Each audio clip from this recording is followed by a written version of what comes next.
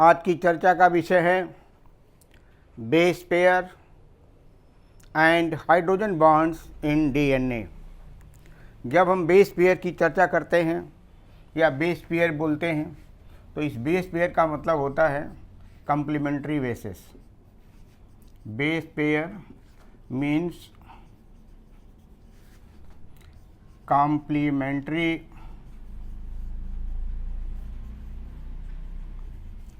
basis।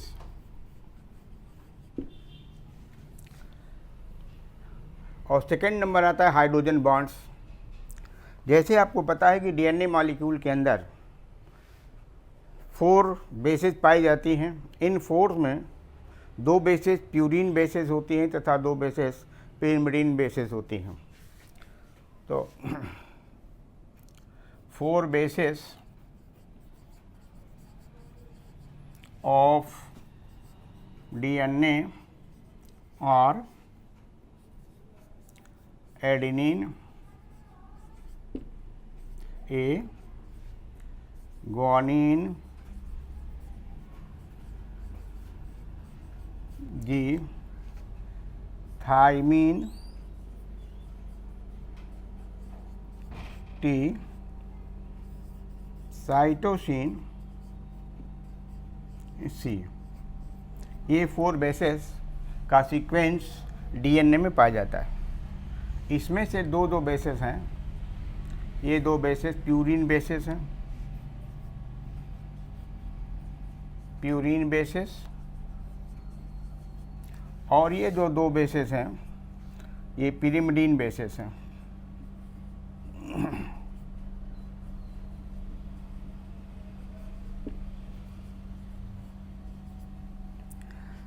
इन basis में 2 pair बनता है, ओनली 2 पेयर्स और फाउंड इन डीएनए।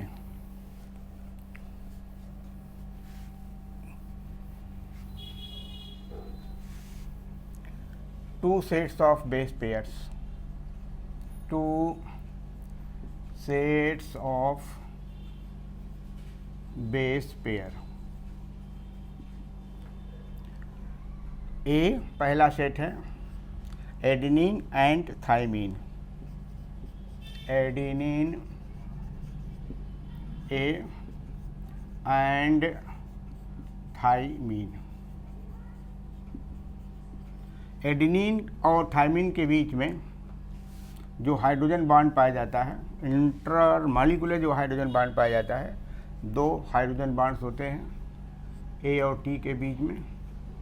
इसको हम डॉट लाइन द्वारा दिखाएंगे।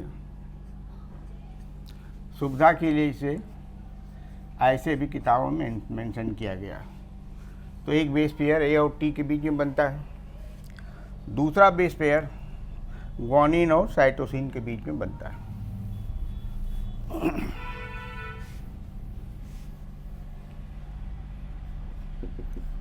ग्वानिन एंड ग्वानिन को जी द्वारा एंड साइटोसिन सी द्वारा। इनके बीच में 3 हाइड्रोजन बॉन्ड पाए जाते हैं।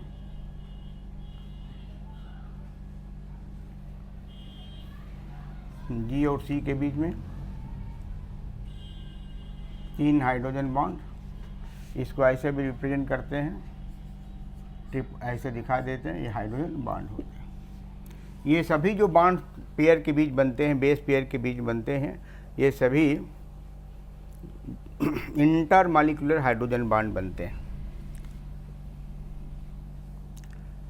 Nature of hydrogen bond, nature of H bonds,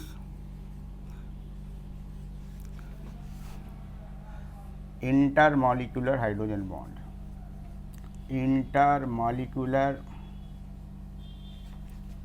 hydrogen bonds between 2 complementary bases।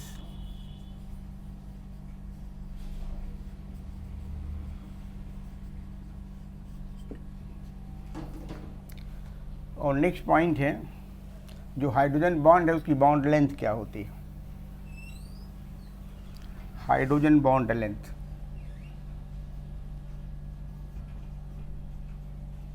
Hydrogen bond length, it is between 2.9 plus minus 1 plus minus 1 angstrom इनकी bond length होती है। अब हाइड्रोजन बॉन्ड से फ़ायदा क्या होता है? ये जो हाइड्रोजन बॉन्ड है ये क्या प्रोवाइड करता है? Importance of, no not importance, पहले हाइड्रोजन बॉन्ड दिखाएं कैसे बनता है।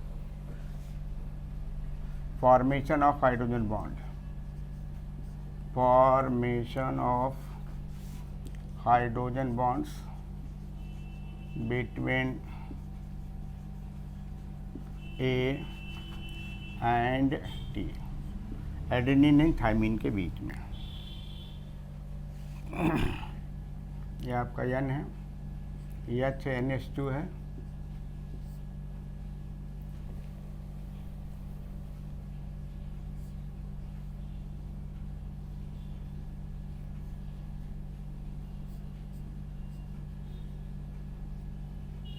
EH है, और इसके ऊपर भी एक EH होगा, यहाँ पर NH2 हो गया, NH NH2, इधर नाइट्रोजन, इधर नाइट्रोजन, ऐसे ये 9 पोजीशन का नाइट्रोजन है, ये शुगर से जुड़ा हुआ होता है, attach to dash deoxy ribose,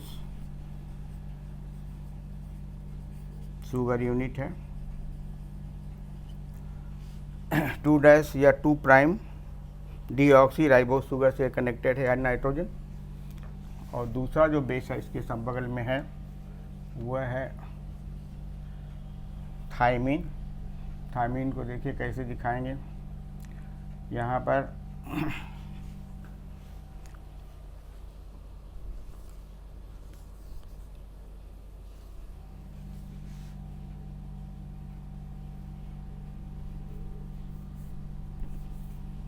ये H होगा, ये N होगा, ऐसा, ये नाइट्रोजन ऐसे, यहाँ पर CH3 है, ये एडेनिन है, A है, और ये C है, नो T है, थाइमिन है, इस थाइमिन, ये भी शुगर से लगा हुआ है, 2 प्राइम डीऑक्सी राइबोस शुगर से जुड़ा हुआ है।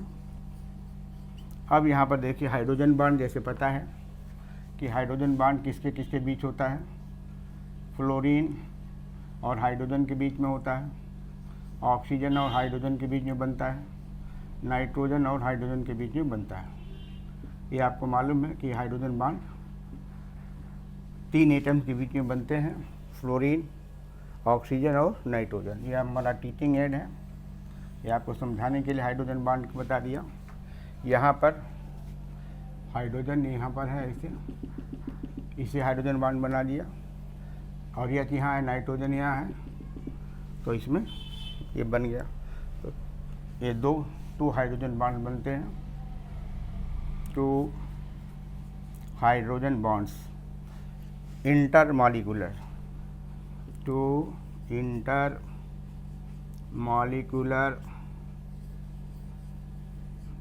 H bonds. इंटरमॉलिक्यूलर क्यों? क्योंकि एडेनिन बेस और थाइमिन बेस के बीच में हाइड्रोजन बॉन्ड बन रहा है, एक ही संख्या 2 है, और इसका जो रेंज मैंने लिखा है हाइड्रोजन बॉन्ड की जो लेंथ है 2.9 ± 1 एंगस्ट्रॉम यूनिट होता है।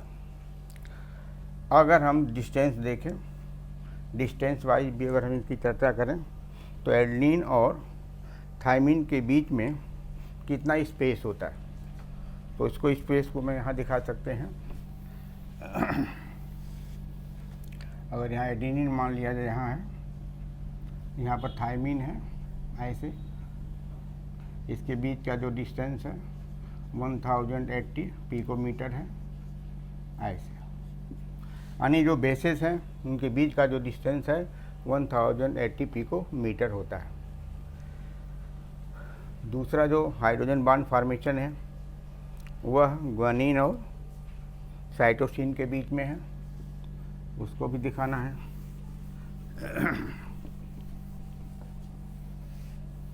दूसरा बेस पेयर ग्वानिन और hydrogen bond between guanine G and cytosine C। तो ग्वानिन बनाई पहले N ऐसे, यहाँ पर होगा CO, यहाँ पर NH ऐसे, दो नाइट्रोजन बाहर है। ये 9 पोजीशन में शुगर यूनिट से जुड़ा रहेगा। 2 प्राइम डीऑक्सी राइबोज शुगर से जुड़ा हुआ है। और यहाँ पर ये इसका नाम है ग्वानिन बेस है, जिसको हम G द्वारा प्रकट करते हैं। अब दूसरा अब लिखना हमको साइटोसिन है। तो साइटोसिन के लिए यहाँ पर HN एक पर H यहाँ हो जाएगा, एक अगर हम यहाँ N करें वो हो जाएगा N हो जाएगा ऐसे, ये आपका H यहाँ हो जाएगा। तो साइटोसिन कहते हैं, साइटोसिन बेस। साइटोसिन को C द्वारा प्रकट करेंगे, एक ग्वानिन है, ये C है। अब हाइड्रोजन बॉन्ड देखिए, ऑक्सीजन और ये हाइड्रोजन के बीच है, नाइट्रोजन और हाइड्रोजन के बीच है, और ये हाइड्रोजन और ऑक्सीजन के बीच है। इस तरह से 3 इंटरमॉलिक्यूलर हाइड्रोजन बॉन्ड्स इसमें बनते हैं। ये 3 intermolecular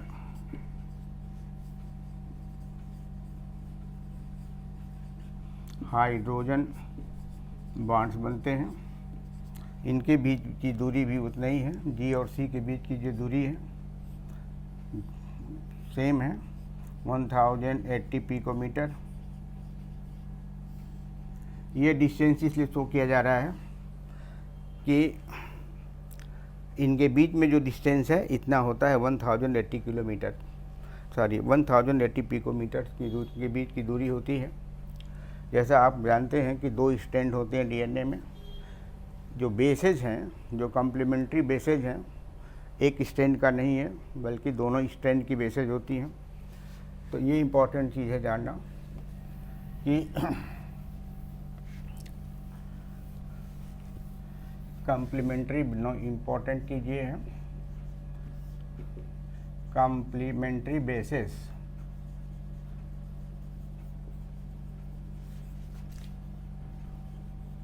belongs to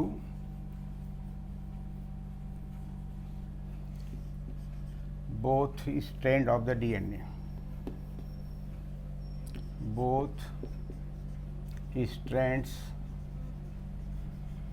of the DNA. Complementary bases belong to both strands of DNA. अब इस हाइड्रोजन बॉन्ड और बेस पेयरिंग से फ़ायदा क्या होता है, एडवांटेज क्या है, ये इम्पोर्टेंट पॉइंट जानना।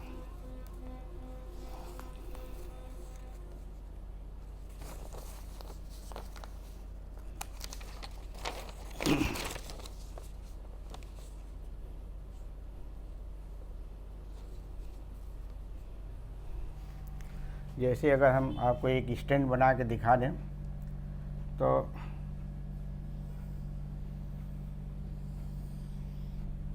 एक स्टैंड ये है जो इधर से चल रहा है और इधर आ रहा है, दूसरा स्टैंड इधर जाएगा ऐसे, ये स्टैंड इधर से चल रहा है और ऐसे निकल रहा है, ये दोनों स्टैंड हैं। यदि हम इसको स्टैंड को 5 डैश से शुरू करते हैं तो 3 तक जाएगा, ये 3 डैश हो जाएगा।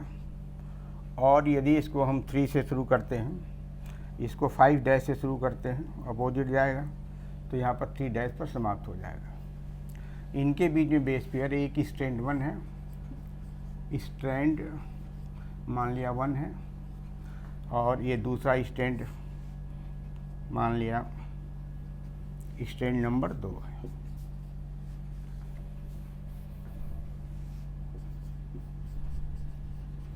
ये स्टैंड नंबर 2 हो गया, दूसरा स्टैंड हो गया। अब स्टैंड का मतलब क्या होता है? स्टैंड का दूसरा नाम है poly डीऑक्सीरिबो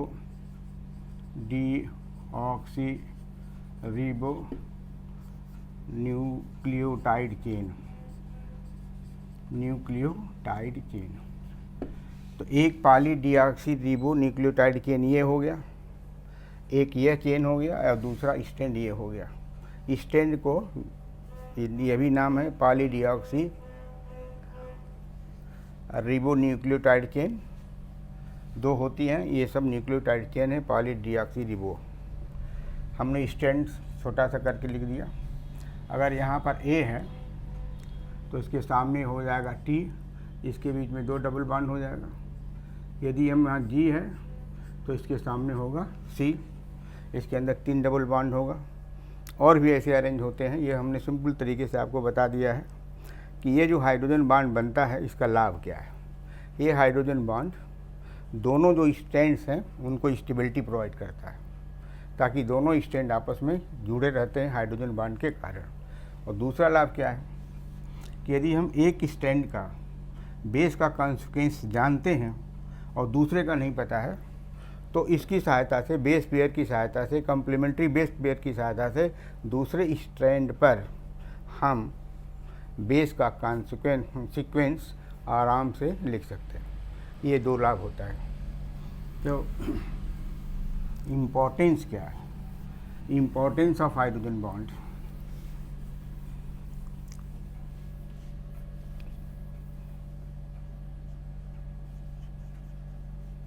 Importance of hydrogen bonds and base pair.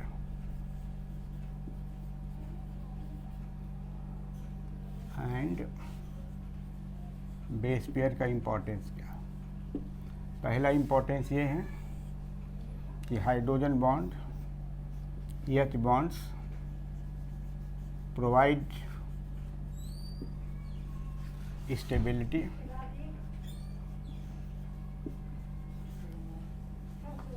to both strands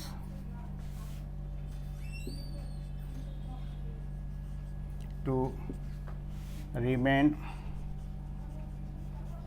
associated. Hydrogen bonds provide stability to both of the strands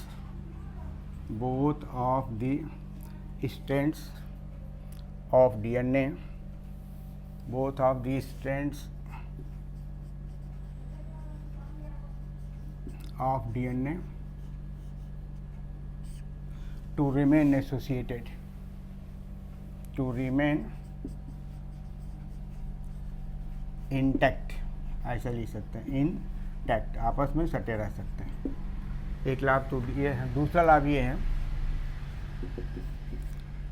with the help of, with the knowledge of, या with the help of base pairing,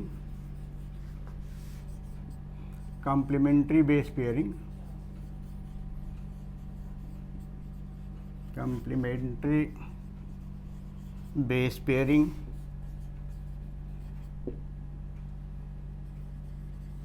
one can know the sequence of bases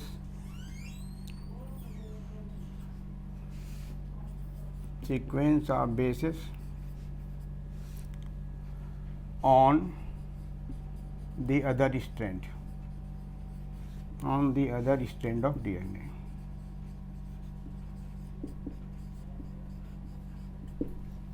With the help of complementary base pairing, one can know the sequence of bases on the other strand of DNA, as well as direction of the strand pair, as well as direction of the strand,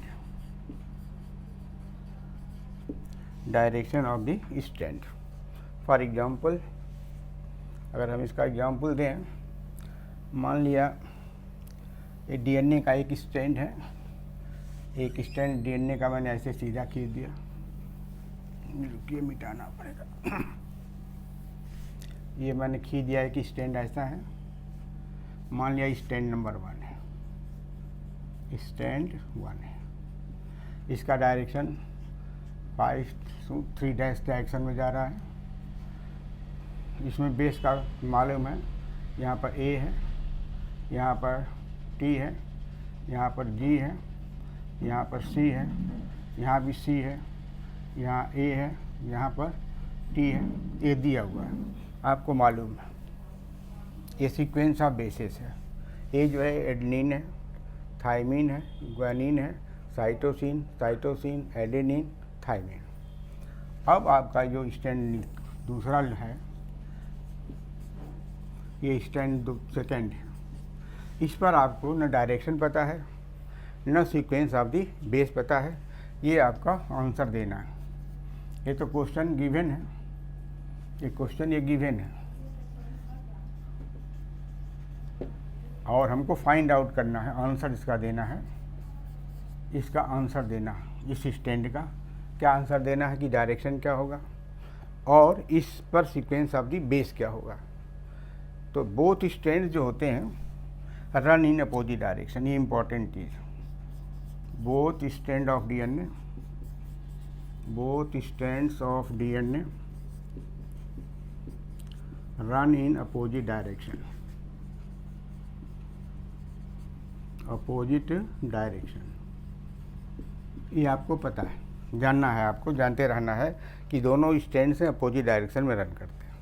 अगर इसका direction 5 prime है, 5 prime जो शुरू होता है 3 prime की तरफ जाता है, ये डैश जो प्राइम कहलाता है, तो अगर इसका तो डायरेक्शन क्या होगा, तो इसका उल्टा डायरेक्शन होगा, 3 यहाँ हो जाएगा और 5 प्राइम यहाँ हो जाएगा, डायरेक्शन क्लियर हो गया, अपोजिट हो गया। अब बेस पेयरिंग का नॉलेज आपको होना चाहिए कि एडेनिन किसके साथ पेयर करता है, टी के साथ, तो यहाँ पर टी होगा, टी यहाँ लिख दीजिए। टी किसके साथ करता है, ए के साथ करता है, इसके बीच में हाइड्रोजन बॉन्ड बना दीजिए, ऐसे कर दीजिए। जी किसके साथ करता है, साइटोसिन के साथ, ये साइटोसिन हो गया। सी है, साइटोसिन किसके साथ करता है, ग्वानिन के साथ करता है। ये साइटोसिन किसके साथ करता है, ग्वानिन के साथ करता है। ए किसके साथ करता है हाइड्रोजन बॉन्ड, टी के साथ करता है, ऐसे। टी की ए किसके साथ करता है, ए के साथ करता है। तो इसलिए अब कंप्लीट पेयर बन गया, ये आपको पता था, ये सीक्वेंस आपको मालूम है, ये सीक्वेंस आपको पता करना है। तो ए के सामने जो पेयरिंग होगी टी की होगी, टी के सामने किसकी पेयरिंग होगी, ए की होगी, जी के सामने सी। अब इस तरह से अब उत्तर आप दे सकते हैं।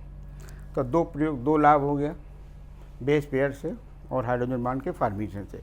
एक हम आपको क्वेश्चन देते हैं कि कौन सी पेयरिंग अलाउड है, कौन सी पेयरिंग अलाउड नहीं है, क्वेश्चन के फॉर्म में जानना चाहिए।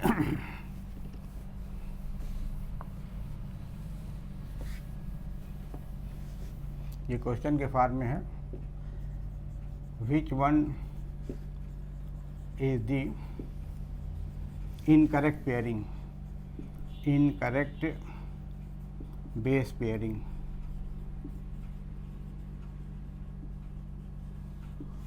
जैसे पहला ऑप्शन है ए टी के साथ है, दूसरा जी सी के साथ है, तीसरा ऑप्शन ए सी के साथ है, चौथा ऑप्शन सी जी के साथ है।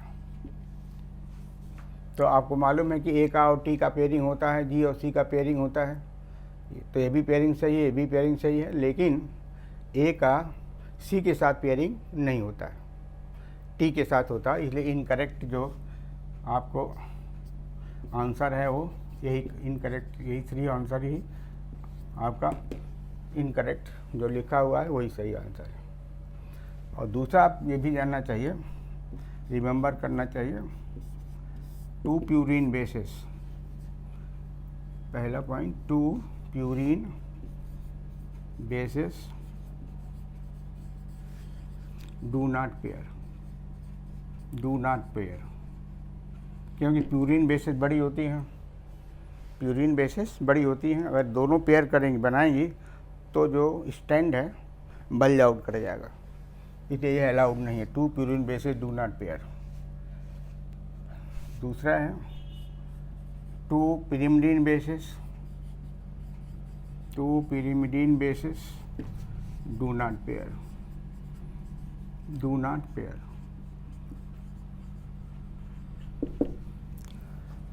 अगर 2 प्यूरिन बेस पेयर करती हैं तो बल्क बढ़ेगा, बल्ज आउट हो जाएगा डीएनए का स्टैंड, और दूसरा उस बल्जिंग वाले में जो डबल हेलिक्स बनता है उसमें छोटी छोटी जो प्यूरिन बेसेज हैं वे हाइड्रोजन बॉन्ड नहीं बनाएंगी क्योंकि उनके बीच की दूरी बढ़ जाएगी।